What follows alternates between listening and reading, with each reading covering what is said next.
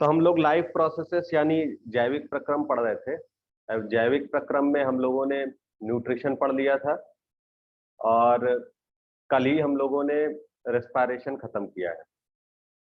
ठीक है, तो आज हम लोग उसके आगे जो अनदर इम्पोर्टेंट लाइफ प्रोसेस है वो है ट्रांसपोर्टेशन, यानी कि जो भी फूड सिंथेसाइज हो रहा है या बन रहा है, या फिर जो गैसेस हैं जो कि इम्पोर्टेंट है, या हार्मोन्स है जो कि कम्युनिकेशन के लिए इम्पोर्टेंट है, उनका पूरे शरीर में ट्रांसपोर्टेशन या फिर जो है टारगेट ऑर्गन तक उनको पहुंचाना, ये कहलाता है ट्रांसपोर्टेशन।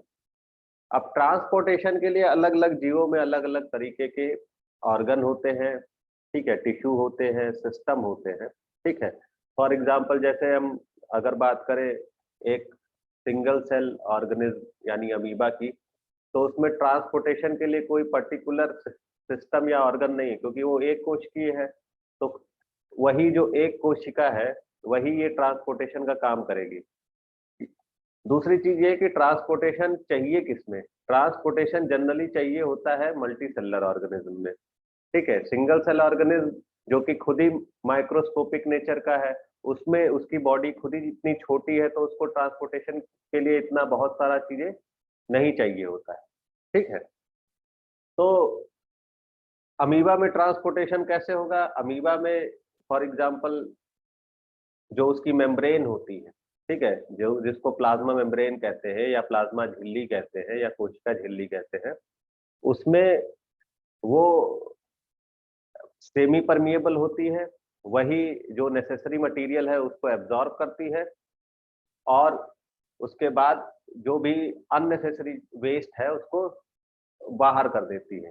ठीक है, उसके और उसके अंदर जो एंडोप्लाज्म होता है वही ट्रांसपोर्ट करता है आगे क्या हो रहा है।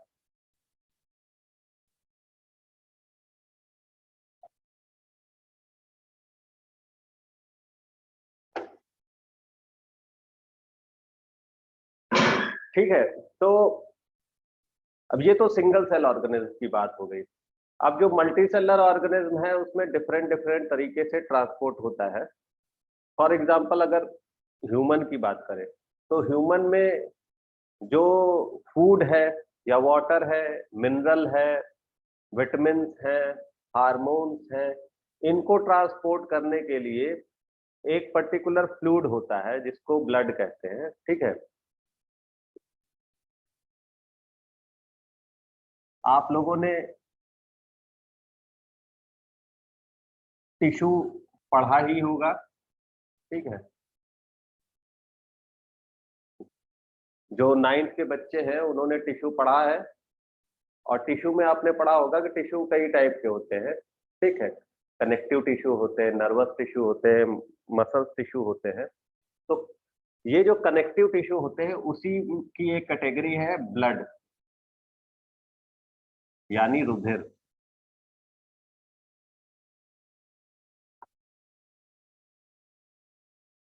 अब ये जो ब्लड होता है, ये इसको कई पार्ट में डिवाइड कर सकते हैं।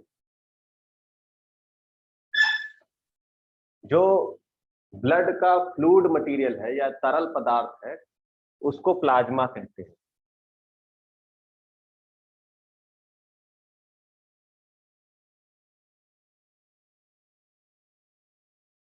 जो तरल या लिक्विड पोर्शन होता है,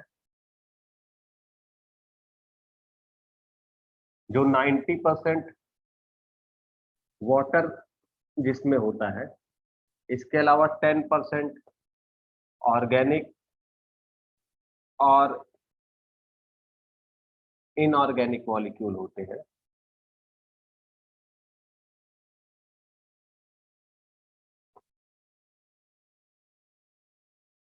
वो कहलाता है प्लाज्मा।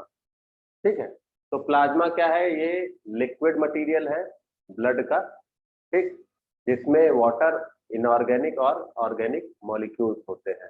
ठीक, प्लाज्मा के अलावा ब्लड सेल्स होती हैं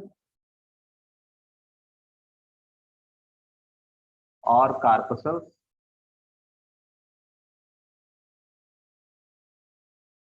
ठीक है, अब यही जो ब्लड सेल्स और कार्पसल्स है, इनको भी दो भागों में बांटा गया है। आरबीसी यानी रेड ब्लड कार्पसल्स, जिसको लाल रक्त कणिकाएं,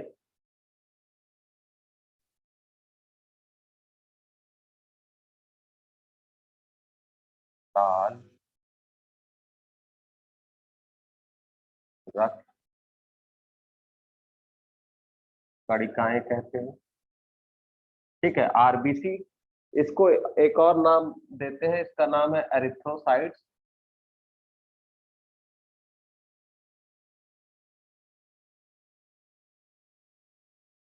आरबीसी के अलावा ये तो रेड हो गई, जो व्हाइट होती हैं उनको डब्ल्यूबीसी कहते हैं, व्हाइट ब्लड कार्पसल्स,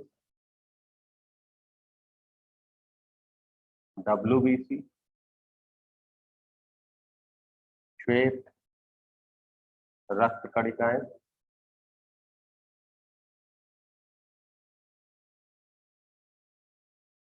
इसके अलावा ब्लड में एक और टाइप की सेल्स होती है जिनको ब्लड प्लेटलेट्स कहते हैं।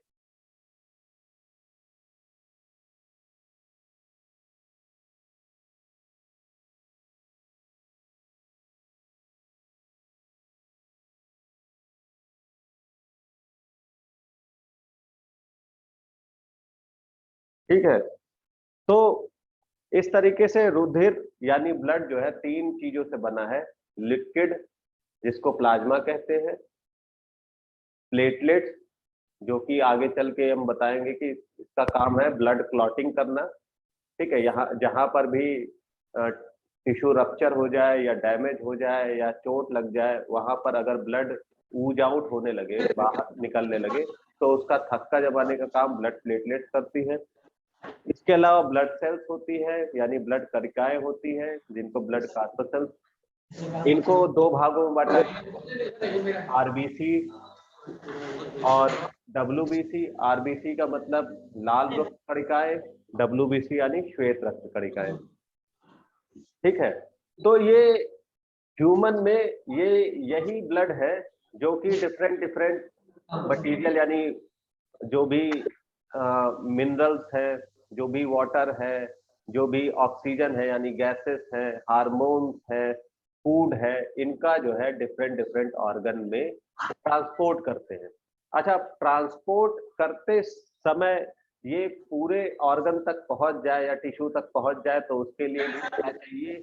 उसके लिए एक सिस्टम चाहिए, यानी कि एक पाइपलाइन चाहिए जो कि हर एक ऑर्गन तक बिछी हुई हो।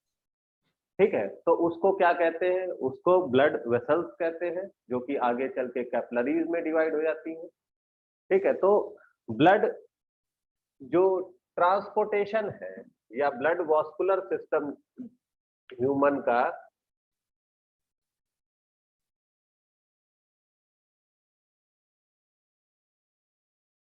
वो बना होता है किससे? ब्लड से।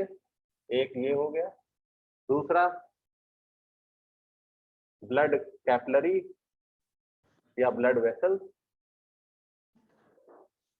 और तीसरा क्या होती है? जिनको रुधिर वाहिकाएं कहते हैं।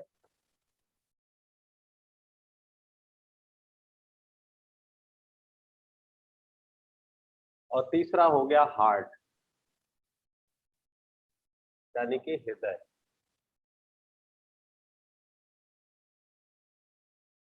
ठीक है, जहां से ब्लड जो है वो पंप होकर सभी ऑर्गन तक पहुंचता है या डिफरेंट डिफरेंट ऑर्गन तक पहुंचता है।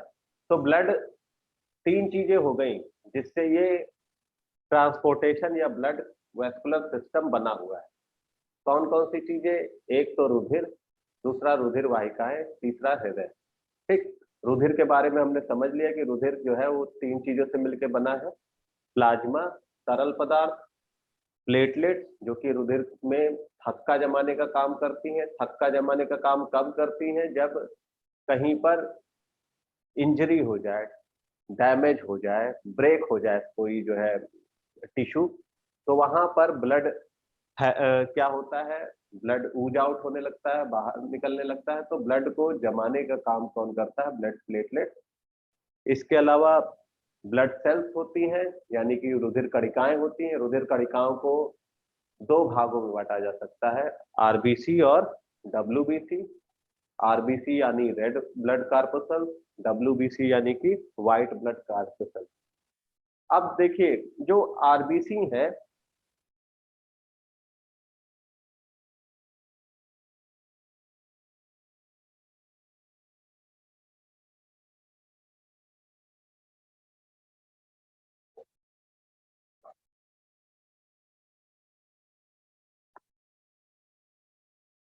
या इनको कहते हैं एरिथ्रोसाइट्स, लाल रुधिर कणिकाएं। ये जो आरबीसी हैं, ये लाल होती हैं। क्यों? क्योंकि इसमें होता है हीमोग्लोबिन।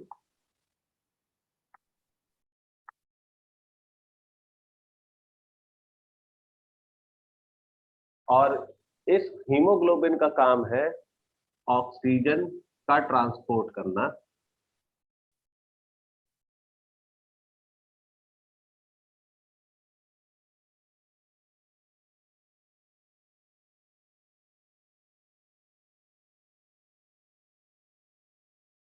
तो आखिर ये हीमोग्लोबिन क्या हुआ? हीमोग्लोबिन हो गया एक श्वसन वर्णक।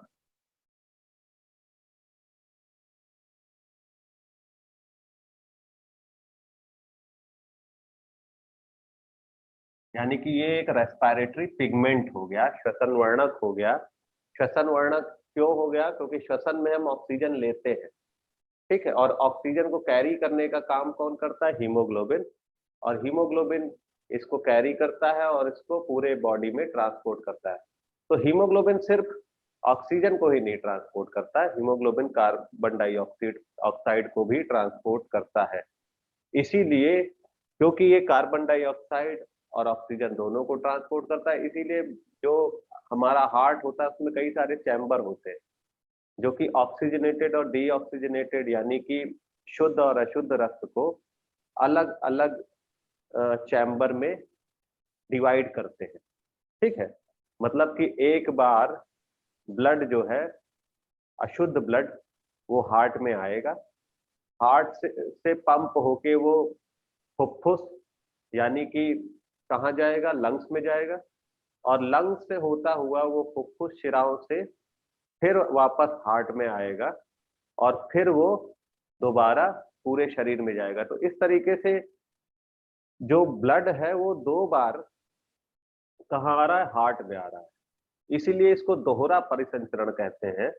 यानी कि क्योंकि ब्लड क्या हो रहा है? एक बार शुद्ध और एक अशुद्ध, या अशुद्ध और शुद्ध, दो बार ब्लड जो है हार्ट में आता है, इसलिए इसको दोहरा परिसंचरण या फिर डबल सर्कुलेशन कहते हैं। ठीक है, ये भी पूछा जाता है कि डबल सर्कुलेशन किस में पाया जाता है। तो डबल सर्कुलेशन जितने भी ऑर्गेनिज्म हैं जिनमें फोर चैम्बर हार्ट होता है, यानी कि चार चैम्बर हार्ट, जैसे कि ह्यूमन में, और किस में होता है? पक्षियों में, उनमें दोहरा परिसंचरण पाया जाता है। तो खैर, हम पढ़ रहे थे कि आरबीसी में जो लाल रंग है वो क्यों है? क्योंकि हीमोग्लोबिन है, और हीमोग्लोबिन एक श्वसन वर्णक है। वो ऑक्सीजन, टोटल 4 ऑक्सीजन जो है वो एक बार में ले सकता है। ठीक है, जब CO2 की मात्रा ज्यादा होती है तो टोटल ऑक्सीजन जो है वो कम हो जाते हैं, 4 की जगह 2 भी हो सकते हैं, ठीक है, 2 की जगह 1 भी हो सकते हैं। जैसे जैसे ऑक्सीजन जुड़ते जाते हैं वैसे वैसे हीमोग्लोबिन की कॉपरेटिविटी बढ़ती जाती है। यानी कि हीमोग्लोबिन की जो बाइंडिंग है ऑक्सीजन से वो बढ़ती जाती है। खैर ये समझने वाला था कि आरबीसी में रेड क्यों है, हीमोग्लोबिन के कारण, और हीमोग्लोबिन का काम है ऑक्सीजन का संवहन या ट्रांसपोर्ट करना। आरबीसी के अलावा जो डब्ल्यूबीसी है ये भी बहुत इंपॉर्टेंट है। इनको लिम्फोसाइट ल्यूकोसाइट्स कहते हैं।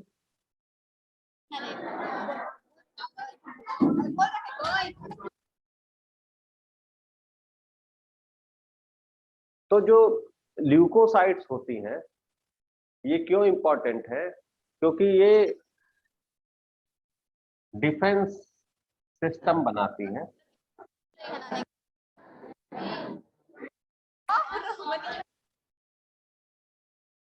यानी कि ये रोग प्रतिरोधक क्षमता को बढ़ाती हैं।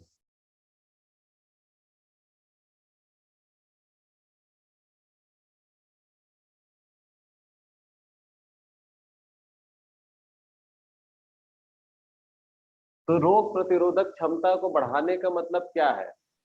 इसका मतलब ये है कि जो डब्ल्यूबीसी है, मैं इसमें कई टाइप की सेल्स होती हैं। आप डिटेल में इसको जब आप 12th में पहुंचेंगे तो बताया जाएगा आपको कौन कौन सी सेल्स होती है। जैसे न्यूट्रोफिल्स होती हैं,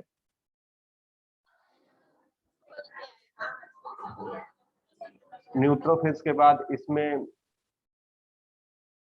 एसिडोफिल्स होती हैं, बेसोफिल्स होती हैं, मोनोसाइट्स होती हैं और लिम्फोसाइट्स होती हैं। तो कोई भी पैथोजन या फॉरेन पार्टिकल बॉडी के अंदर आता है, यानी कि जिसको बॉडी रिकॉग्नाइज नहीं कर पाती या जो बॉडी के लिए फॉरेन है या फिर अननोन है, जिसको वो नहीं जानता है, उसके अगेंस्ट वो क्या करता है, वो डिफेंस मैकेनिज्म अपनाता है। फॉर एग्जांपल जैसे आप बात करें कि जो हमारी बॉर्डर सिक्योरिटी फोर्स है यानी बीएसएफ है, अगर बॉर्डर से कोई ऐसा आदमी आता है या बॉर्डर नांग के कोई ऐसा आदमी आ रहा है जिसको वो नहीं जान रही है, तो क्या करेगी? उसके अगेंस्ट वो एक्शन लेगी। ठीक है। अब एक्शन में कुछ भी हो सकता है। पहले उससे पूछताछ हो सकती है, पूछताछ होने के बाद अगर सब कुछ ठीक रहा तब तो ठीक है, उसको वापस से जो है उसकी जगह पे भेज दिया जाएगा। लेकिन अगर वो ठीक नहीं रहा तो फिर उसके खिलाफ कार्यवाही होगी। उसी तरीके से डब्ल्यूबीसी भी करती है काम। डब्ल्यूबीसी अगर वो कोई अननोन मॉलिक्यूल या पार्टिकल बॉडी के अंदर आता है तो जो न्यूट्रोफिल्स हैं उसको रिकॉग्नाइज करती हैं। रिकॉग्नाइज कर ना भी करें अगर, तो उनके पास कुछ ना कुछ रिसेप्टर होते हैं जिससे वो बाइंड करती हैं। बाइंड करने के बाद उसको इनगल्फ कर लेती हैं यानी खा लेती हैं। ठीक है। और खाने के बाद उसको पचा देती है। तो जो भी अननोन है बॉडी के लिए उसको क्या करना है, उसको बॉडी से हटा देना है, एलिमिनेट कर देना है। तो वो ये सेल्स करती है। ठीक है। समाहन किसे कहते हैं? ट्रांसपोर्टेशन मैंने शुरुआत में ही बताया था, आप लोग ध्यान नहीं देते हैं। ट्रांसपोर्टेशन का मतलब ये है कि कोई भी जो भी फूड मटेरियल, ठीक है, या जो डाइजेस्टेड मटेरियल है जो कि एब्जॉर्ब हो रहा है बॉडी के अंदर, और उसके अलावा जो गैसेस हैं और मिनरल्स हैं, हार्मोन्स हैं, उनका डिफरेंट डिफरेंट ऑर्गन या टिश्यू तक पहुंचाना, वो कहलाता है ट्रांसपोर्टेशन। यानी कि ट्रांसपोर्टेशन का मतलब होता है transport of food, hormone, minerals in different organ is known as transportation. ठीक है। तो अब ट्रांसपोर्टेशन के लिए हमने बताया है, अब ह्यूमन की ही बात कर रहे हैं। तो ह्यूमन में क्या है? ब्लड है, ब्लड में आरबीसी और डब्ल्यूबीसी है। आरबीसी का काम है कि ऑक्सीजन और डिफरेंट डिफरेंट फूड, जो भी एब्जॉर्ब फूड है जैसे ग्लूकोज है, फ्रक्टोज है, ठीक, इनको जो जहां पर भी इनकी जरूरत है वहां तक पहुंचाना। डब्ल्यूबीसी है, इनका काम है डिफेंस सिस्टम बनाना, यानी कि कोई भी अननोन पार्टिकल या फिर पैथोजन जो कि बॉडी को हार्म करता है उनको बॉडी से एलिमिनेट करना, उनको हटाना। अब ये जो सिस्टम है ये किस में बह रहा है, यानी कि जो ब्लड है वो बह किस में रहा है, वो ब्लड वेसल्स में बह रहा है, यानी ब्लड वाहिकाओं में बह रहा है। ये जो ब्लड वेसल्स हैं ये ब्लड को कहां पर लाती हैं, वो लाती हैं हार्ट में। ठीक है, देखिए होता क्या है, हमने पिछले टर्म पे पढ़ा था कि जो लंग्स है यानी फुफ्फुस,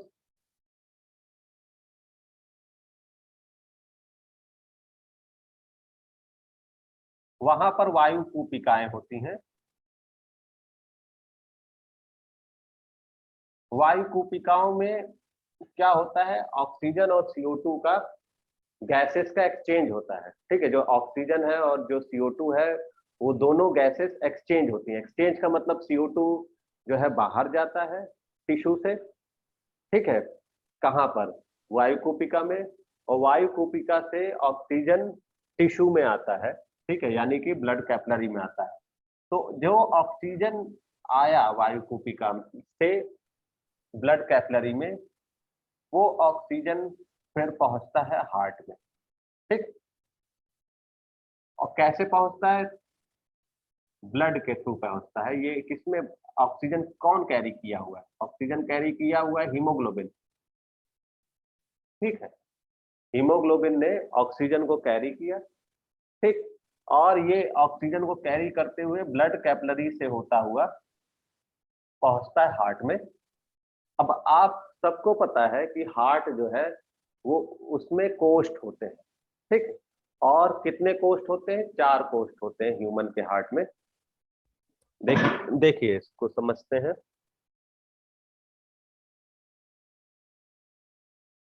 4 चैम्बर हार्ट होता है।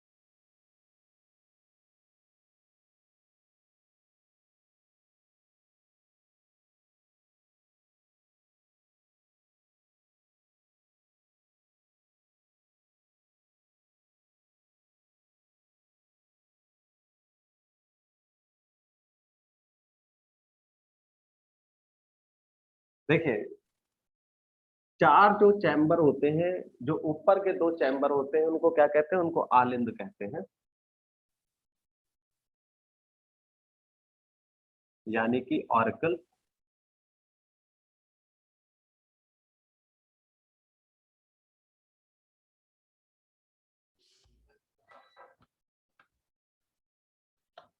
अब जो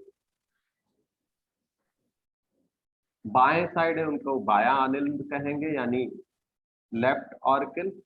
और जो दाएं साइड है वो दायां आलिंद, यानी कि राइट ऑरिकल कहा जाएगा। Yes sir. उसी तरीके से नीचे निलय होता है, बायां नीले आता है। यानी दायां निलय सर और बायां निलय।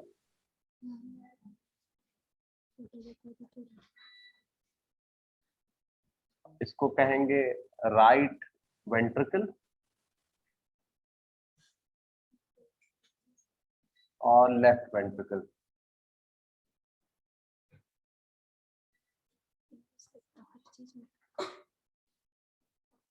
तो राइट एंड लेफ्ट वेंट्रिकल होते हैं। अब देखिए हमने बताया कि जो फुफ्फुस होते हैं यानी लंग्स जो होते हैं, उसमें जो रुधिर है वो शुद्ध होता है। शुद्ध का मतलब वहां पर रुधिर में ऑक्सीजन आके मिल जाता है। ठीक है, तो ऑक्सीजन का मिलना ही शुद्धता कहलाता है उसका। ठीक, तो ऑक्सीजनेटेड ब्लड जो है वो किससे आएगा, वो लंग्स से आएगा। लंग्स यानी फुफ्फुस, और लंग्स से फिर बाएं आलिंद में आएगा, किसके द्वारा, यहां पर होती है फुफ्फुस शिरा।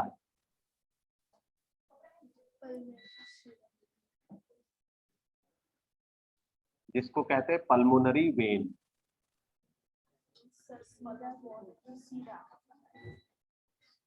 तो फुफ्फुस शिरा से जो ऑक्सीजनेटेड यानी कि शुद्ध रक्त जो है वो बाएं आलिंद में आएगा, लेफ्ट ऑर्किल में आएगा। लेफ्ट ऑर्किल जब पूरी तरीके से भर जाएगा, ठीक है, इस समय जो लेफ्ट ऑर्किल है वो कैसा है, रिलैक्स है यानी शिथिल है, ठीक। यहाँ पर क्या हो रहा है, डायस्टोल कंडीशन है। डायस्टोल का मतलब कि फिलिंग हो रही है, भर रहा है। भरने के बाद जब ये पूरी तरीके से भर जाएगा तो ये कॉन्ट्रैक्ट होगा, और कॉन्ट्रैक्ट होने के बाद क्योंकि इसका प्रेशर बढ़ गया, जब कहीं भी फॉर एग्जांपल अगर हम एक रूम में ही बात करें तो रूम में आप क्या करिए, आप सभी बच्चों को डालना शुरू कर दीजिए, तो एक टाइम ऐसा आएगा कि कुछ बच्चे बाहर चले जाएंगे, ठीक। तो क्यों होगा, क्योंकि प्रेशर बढ़ जाएगा, स्पेस कम हो जाएगा। तो यही यहाँ भी होता है कि प्रेशर बढ़ गया, जब ये पूरा फिल हो गया, प्रेशर बढ़ गया तो क्या होगा, ब्लड यहाँ से फोर्स होके यहाँ पहुंच जाएगा। अब यहाँ पर डायस्टोल होगा, यहाँ पर फिलिंग होगी, और फिलिंग के बाद फिर क्या होगा, ये जब ब्लड भर गया तो ये फिर भरने के बाद यहाँ पर जो वॉल्व होते हैं ये बंद हो जाते हैं, और फिर जो दूसरा वॉल्व है वो खुल जाता है। वो वॉल्व क्या करता है, वो कहाँ पहुंचाता है, वो पहुंचाता है शिरा होती है यहाँ पर, ठीक है। महाशिरा होती है, महाधमनी होती है, यहाँ महाधमनी होती है, महाशिरा नहीं होती है। इसको पल्मोनरी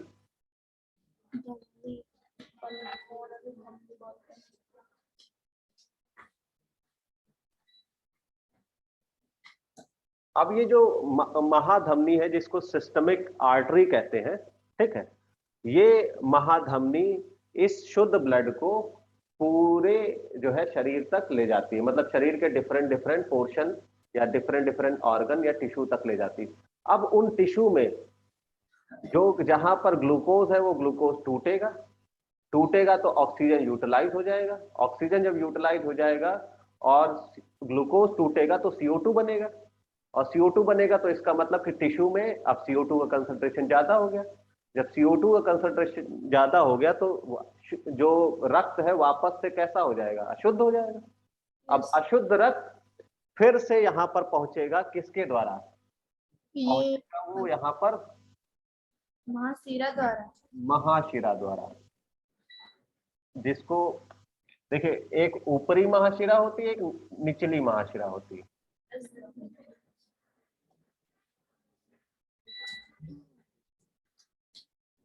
इसको कहते हैं सुपीरियर वेना केवा और इंफीरियर वेना केवा।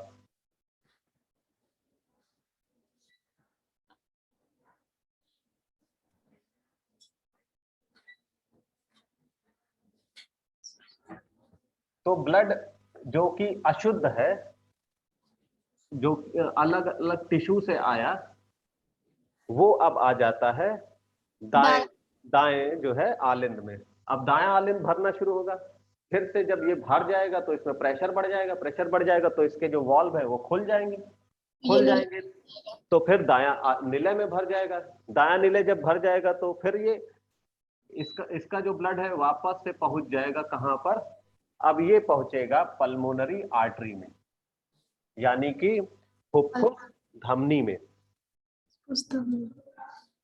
यहाँ से देखो ऐसे, तो दाएं निलय से ये पहुंच जाता है फुफ्फुस धमनी में।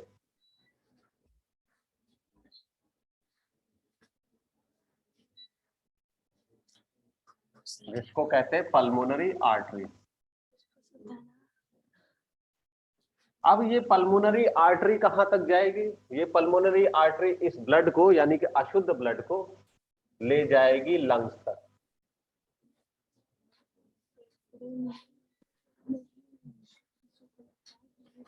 लंग्स में ये वापस से ऑक्सीजनेटेड हो जाएंगे यानी कि शुद्ध हो जाएंगे, और शुद्ध रक्त वापस से फिर पहुंच जाएगा पल्मोनरी वेन से बाएं आलिंद में। तो इस तरीके से 2 बार ब्लड आया। दो एक बार शुद्ध ब्लड आया कहां से, फुफ्फुस से बाएं आलिंद और बाएं निलय में, फिर वो वापस पूरी बॉडी में गया। पूरी बॉडी में जब उसका यूज हो गया, यानी कि वायवीय श्वसन हुआ, वायवीय श्वसन से CO2 मिला, तो CO2 मिलने के कारण वापस से रक्त जो है वो अशुद्ध हुआ। अब अशुद्ध रक्त वापस से फिर पहुंचेगा दाएं आलिंद और दाएं निलय में, और दाएं निलय से फिर वो फुफ्फुस में जाएगा शुद्ध होने के लिए। तो इस तरीके से एक बार शुद्ध रक्त आया और एक बार अशुद्ध रक्त आया। शुद्ध रक्त बाएं तरफ बहता है और अशुद्ध रक्त दाएं तरफ बहता है।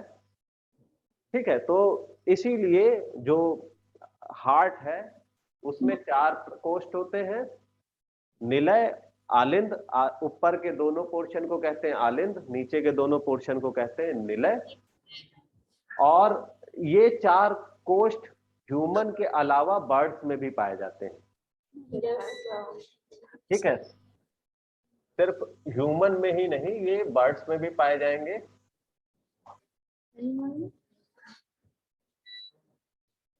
या जितने भी मैमल्स हैं, मैमल्स का मतलब जिनमें मेमोरी ग्लैंड पाई जाती है, जैसे डॉग है, कैट है, एलिफेंट है, जो भी जो है दूध देने वाले हैं, जिनमें जो है टीट्स होते हैं या मेमोरी ग्लैंड्स होती हैं या ब्रेस्ट होता है, ब्रेस्ट मिल्क निकलता है जिनसे, वो कहलाते हैं मैमल्स। और मैमल्स में ह्यूमन भी आते हैं। ठीक, तो मैमल्स और बर्ड्स, इनमें 4 कोष्ठ वाला हार्ट होता है। और ये जो एनिमल होते हैं ये अपनी बॉडी का टेम्परेचर हमेशा मेंटेन रखते हैं। मेंटेन क्यों रखते हैं? क्योंकि इनकी बॉडी में इस तरीके से ऊर्जा जो है वो ब्लड सर्कुलेट होता रहता है, मेटाबॉलिज्म जो है वो हाई होता है। ठीक है, मेटाबॉलिज्म आप समझ रहे हैं? मेटाबॉलिज्म का मतलब ये होता है कि ऊर्जा बनती और क्या होती है, यूज होती रहती है। ठीक है, तो हीट ही चाहिए बॉडी को। और हीट कैसे मिलेगी? जब बॉन्ड टूटेगा।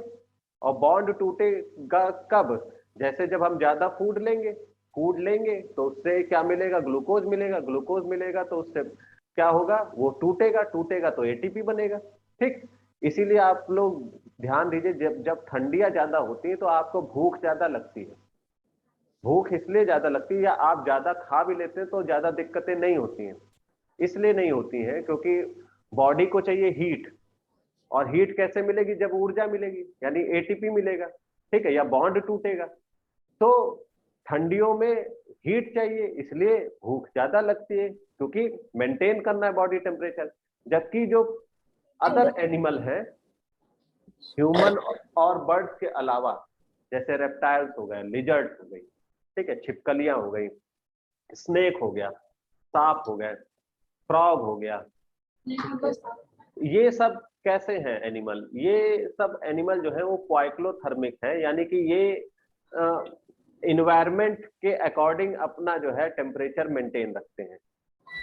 मतलब इनका कोई पर्टिकुलर टेम्परेचर नहीं होता, जैसा इन्वायरमेंट होता है वैसे ही इनका टेम्परेचर हो जाता है। अगर इन्वायरमेंट ठंडा है तो ये भी ठंडे, इन्वायरमेंट गर्म है तो ये भी गर्म। ठीक है, इसीलिए इनको कोल्ड ब्लडेड एनिमल कहते हैं, यानी कि ठंडे ब्लड वाले एनिमल कहते हैं। और जनरली आप ठंडियों में देखेंगे तो ये लोग आपको आसानी से दिखेंगे नहीं। ठीक है, ये कहीं पर किसी जो है पत्थर के नीचे, ठीक है, या फिर किसी जो है होल में चले जाएंगे, बिल में चले जाएंगे, क्योंकि ये अपने टेम्परेचर को मेंटेन नहीं कर पाते हैं। तो ये क्या करते हैं, ये एक जगह पर इकट्ठा जो है वो सेडेंटरी पड़े रहते हैं, जल्दी जो है वहां से हिलेंगे भी नहीं। तो ऐसे जीव जो कि अपना टेम्परेचर मेंटेन नहीं कर पाते हैं वो कहलाते हैं क्वाइक्लोथर्मिक, यानी कि कोल्ड ब्लडेड एनिमल, ठंडे ब्लड वाले एनिमल। और जो अपना मेंटेन कर लेते हैं बॉडी टेम्परेचर वो कहलाते हैं समतापी। ठीक है, या फिर उनको कहते हैं होम्योथर्म। ठीक है, तो ये ऐसा क्यों हो रहा है? क्योंकि मेटाबॉलिज्म हमारा बहुत अच्छा है। मेटाबॉलिज्म अच्छा का मतलब ये है कि जो बॉडी है, जो भी हम खा पी रहे हैं वो हीट प्रोड्यूस कर रहा है, ऊर्जा का निर्माण कर रहा है। अच्छा, इसके अलावा देखिए, हमने एक जब क्वेश्चन कराए थे तब भी आपको बताया था कि जो हार्ट होता है वो अलग अलग जीवों में अलग अलग चैम्बर होते हैं, जैसे कि ह्यूमन और बर्ड्स में 4 चैम्बर है। इसके अलावा जो रेप्टाइल्स होते हैं यानी सरीसृप,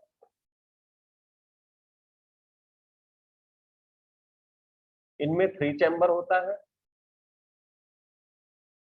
इसके अलावा जो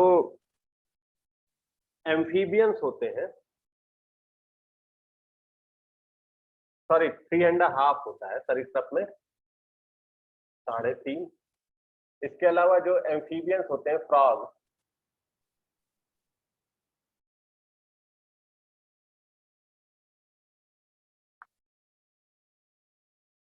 इनमें 3 चैम्बर होता है। जो फिश होती है उनमें 2 चैम्बर होता है। तो डिफरेंट डिफरेंट एनिमल में डिफरेंट डिफरेंट चैम्बर होते हैं हार्ट के। कुल मिला के दोहरा परिसंचरण बर्ड्स और ह्यूमन में पाया जाता है, क्योंकि इनमें शुद्ध और अशुद्ध रक्त, वो एक बार शुद्ध रक्त आता है और एक बार अशुद्ध रक्त आता है। अब देखिए, जो ब्लड वेसल्स हैं ये जनरली 2 टाइप की होती हैं, एक तो धमनी और एक शिरा। ठीक है, इसको कहते हैं आर्टरी और ये है वेन। जो धमनी है इसमें शुद्ध रक्त बहता है,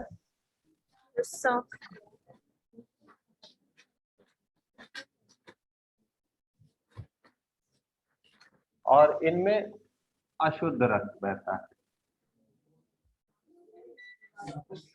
अब शुद्ध रक्त बहता है, इसका मतलब कि ये जो धमनियां हैं ये रुधिर को हृदय से शरीर के विभिन्न कोशिकाओं तक पहुंचाने के शरीर के अलग अलग पोर्शन तक पहुंचाती, भिन्न भिन्न भिन्न अंगों तक पहुंचाती हैं। यस।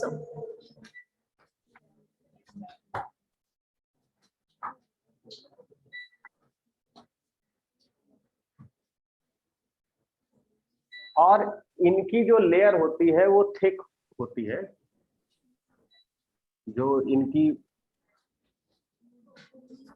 ब्लड जो ब्लड वेसल्स हैं वो थिक होती है, यानी मोटी होती है, यानी कि मोटी होती है, क्योंकि ये डायरेक्ट जो है हार्ट से ब्लड को ले रही है। ठीक है, और जब ब्लड हार्ट से पंप होता है तो बहुत प्रेशर से पंप होता है, तो अगर ये थिक ना हो, मोटी ना हो, तो ये ब्रेक हो जाएंगी। ठीक है, इसीलिए इनकी जो वेसल्स होती हैं वो थिक होती हैं। इसके अलावा इनमें भी एक एक्सेप्शन है, अपवाद। अपवाद। अपवाद का मतलब ये है कि जो इसका करेक्टर जो है फॉलो ना करे। इसका करेक्टर क्या है? इसका करेक्टर है शुद्ध रक्त, ये शुद्ध रक्त बहता है इसमें। लेकिन एक धमनी होती है जिसको फुफ्फुस धमनी कहते हैं, उसमें अशुद्ध रक्त बहता है।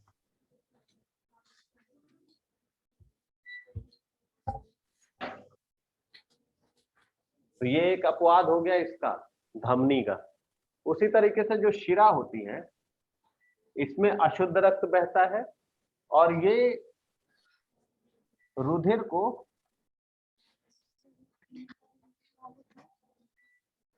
शरीर के भिन्न भिन्न अंगों से रक्त को हृदय में लाने का काम करते हैं। रक्त को हृदय में लाने का काम करते हैं।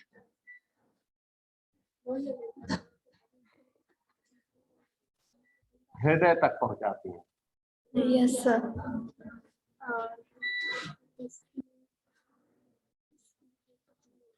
और इनकी जो वेसल्स होती है वो पतली होती है,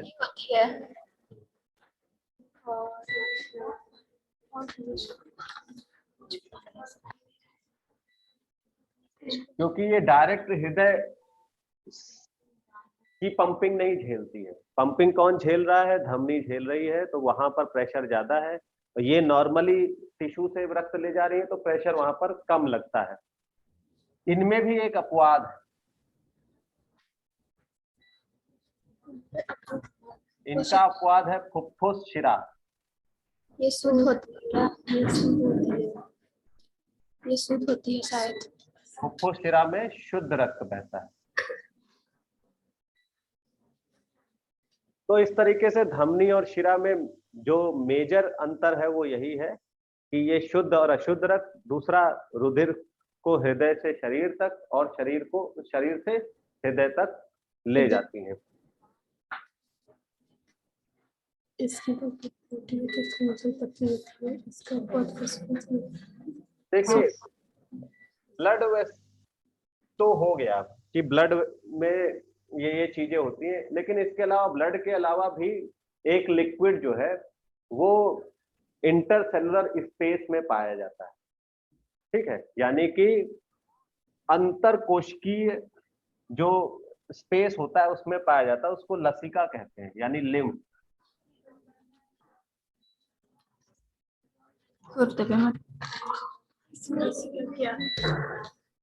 ये भी पूछा जाता है कि लसिका क्या है। लसिका भी एक तरल है,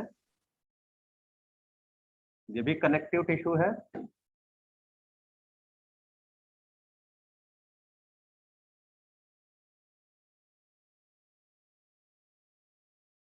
लेकिन ये रंगहीन होता है, इसमें कोई कलर नहीं होता है। जैसे कि ब्लड में कलर होता है, कैसा? रेड कलर होता है, लेकिन इसमें रेड कलर नहीं होता है, इसमें कोई कलर नहीं होता है। इसका मेन काम क्या है लसिका का? लसिका भी ट्रांसपोर्ट का काम करती है, ये भी कुछ पदार्थों को ट्रांसपोर्ट करती है।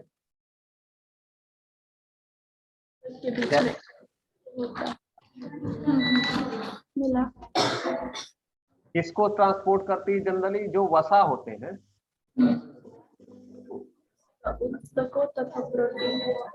जो वसा के कण होते हैं, जो भी वसा एब्जॉर्ब कर रहे हैं, लिपिड एब्जॉर्ब हो रहा है बॉडी में, उसको जो है ये ट्रांसपोर्ट का काम करते हैं। ठीक है, लसिका। इसके अलावा ये इंसुलेशन का भी काम करते हैं, यानी कि जो भी ऑर्गन है या टिश्यू है उनका जो टेम्परेचर है उसको भी मेंटेन करने का काम करते हैं, क्योंकि ये इंटरसेलुलर स्पेस में पाए जाते हैं। इसीलिए वहां पर जो भी टिश्यू होते हैं उनका जो है वो हीट, मतलब अगर ओवर हीट हो गए, ओवर हीट क्यों होंगे? जब ज्यादा काम हो जाएगा, ज्यादा ऊर्जा मिल जाएगी। ठीक है, तो उस समय क्या करना है? इनको नॉर्मल करना है, तो वो भी कौन करता है? लिम्फ करता है। तो लिम्फ का मेजर काम क्या है? ट्रांसपोर्ट करना है, और ये रंगहीन तरल पदार्थ होते हैं। ठीक, इसके अलावा इनका प्रोटेक्टिव फंक्शन भी होता है, मतलब कि ये प्रोटेक्शन का भी काम करते हैं, डिफेंस का भी काम करते हैं।